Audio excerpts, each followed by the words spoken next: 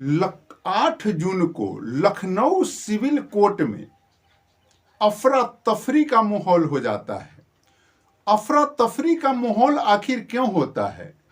क्योंकि संजीव महेश्वरी उर्फ जीवा को जज साहब के सामने में ही अपराधियों के द्वारा गोलियों से छलनी कर दिया जाता है और पुलिस तमाशबीन होकर के देखते रहती है।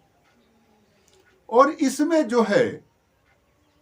जो यूपी सरकार की नाकामी है और वहां की पुलिसों की नाकामी है, उस पर पर्दा नहीं डाला जा सकता है। तो मित्रों, मैं ये तमाम चीज विस्तार से बतलाऊं इससे पहले नमस्कार, आदाब, सत श्री अकाल। मैं हूं भागीरथ ठाकुर, आप देख रहे हैं यूट्यूब चैनल भागीरथ ठाकुर। तो मित्रों, आप विगत कुछ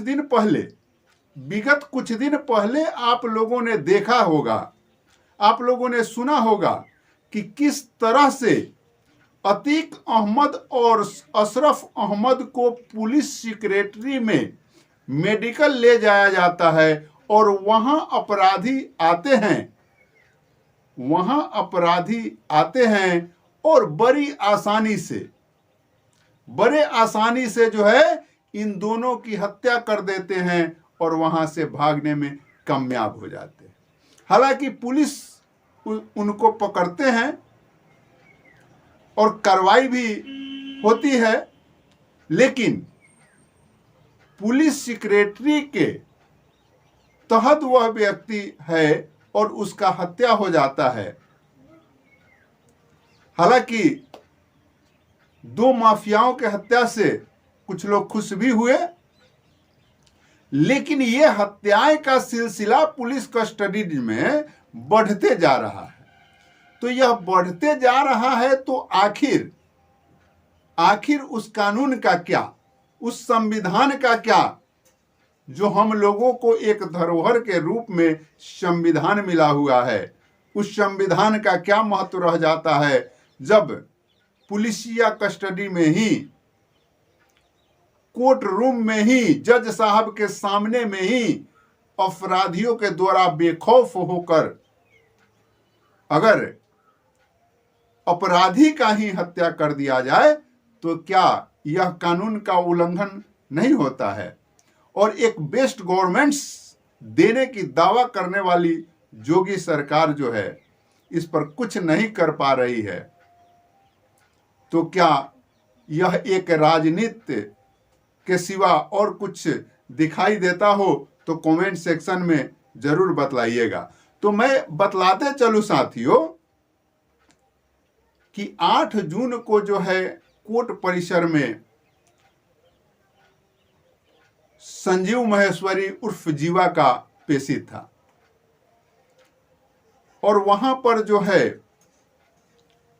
पर बहुत ही गहमा-गहमी थी और अपराधी वकील के भेष में आते हैं और लगातार गोलियां चलाने लगते हैं और 6 गोलियां चला करके जीवा को मौत के घाट उतार देते हैं।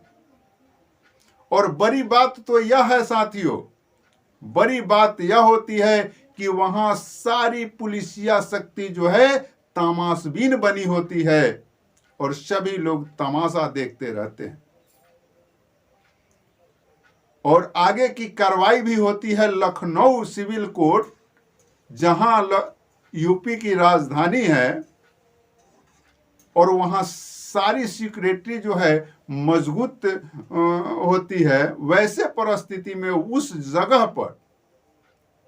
जगह पर अगर हत्या होता है तो ये वास्तव में सवाल उत्पन्न करता है। और जीवा महेश्वरी का जिसका हत्या हुआ, वो मुख्तार अंसारी का पुराना मित्र होता है।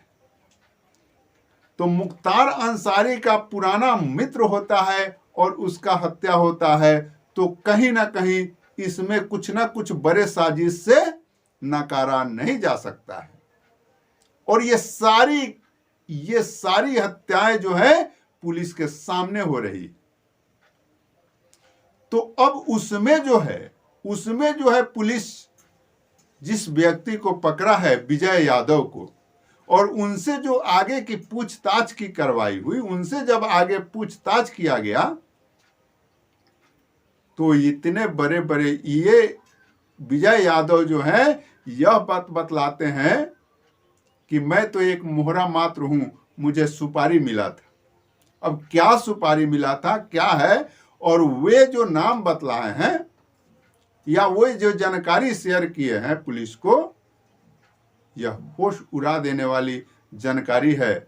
लेकिन पुलिस जो है अभी इस जानकारी को सार्वजनिक नहीं की है, और जैसे ही इस जानकारी को पुलिस के द्वारा शेयर किया जाएगा, उस जानकारी को मैं सबसे पहले आपके पास पहुंचाने का प्रयास जरूर करूंगा।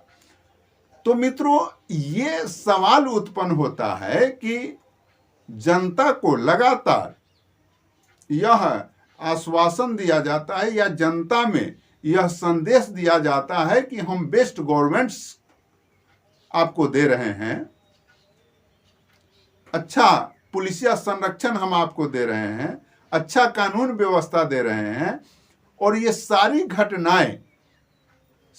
घटनाएं कानून के सामने हो रहा है, पुलिस के सामने हो रहा है, जज के सामने हो रहा है, और सभी लोग तमाशबीन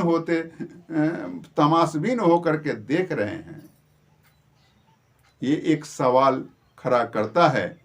यह सवाल जो है गवर्नमेंट पर उंगली उठाता है, यह सरकार कानून व्यवस्था पर उंगली उठाता है, और कहीं ना कहीं से बाबा साहेब के द्वारा लिखित संविधान का ये लोग कहीं ना कहीं से अपमान करने का अपने मन में विचार किए हैं।